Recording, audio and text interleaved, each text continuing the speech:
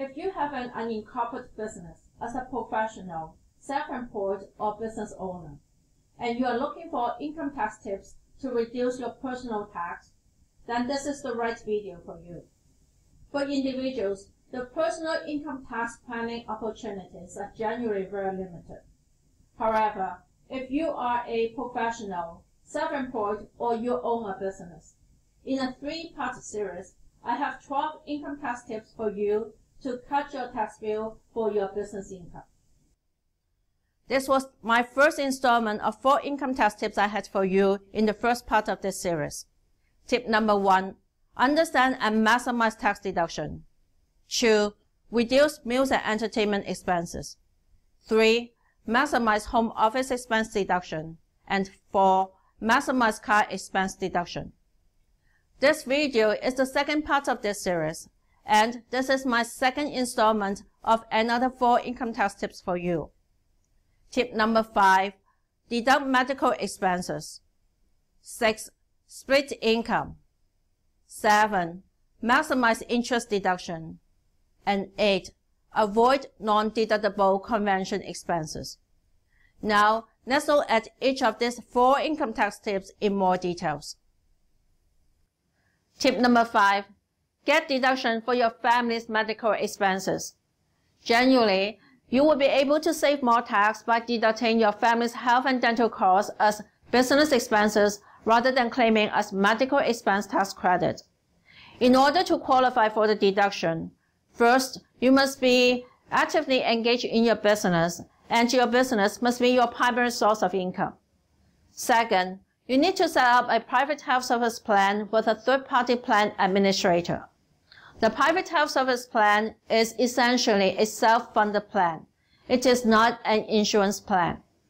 If you have employees, you must extend the benefit to at least one class of employees. If you have no employees, your benefit coverage is limited to $1,500 for you and each of your family members over 18 years, and $750 for each child under 18 years. I'm aware of a plan administrator who charges a 10% of the amount of processed claims without any upfront setup fees. Contact me if you would like to know how to set up a private health service plan. Tip number 6, split income.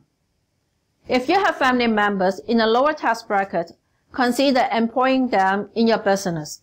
The idea is to split income to reduce the overall tax bill for your family. However, there are many tax traps in this income splitting area. For example, you need to ensure that the salary is reasonable for the services performed. The salary should be paid periodically and preferably by checks. There are also payroll tax source deductions, remittances, and filing requirements to consider. You should talk to a tax accountant before acting on this tax tip. Tip number 7, maximize interest deduction. Arrange your family finance to make interest deductible against your business income. As a general rule, only interest on money borrowed to earn income from a business or property is deductible. So interest on home mortgage is generally not deductible because your home is not an investment property.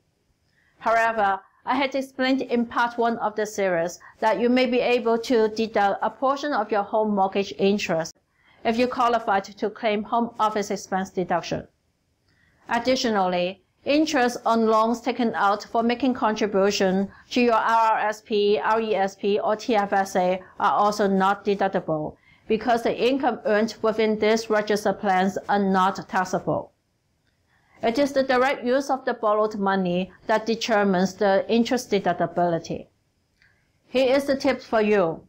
If you need to borrow, try to structure the borrowing for your business operation and save the cash you generate from your business to pay down your home mortgage or to contribute to your registered plans. In that way, you'll be able to convert non-deductible interest into deductible interest. Tip number 8.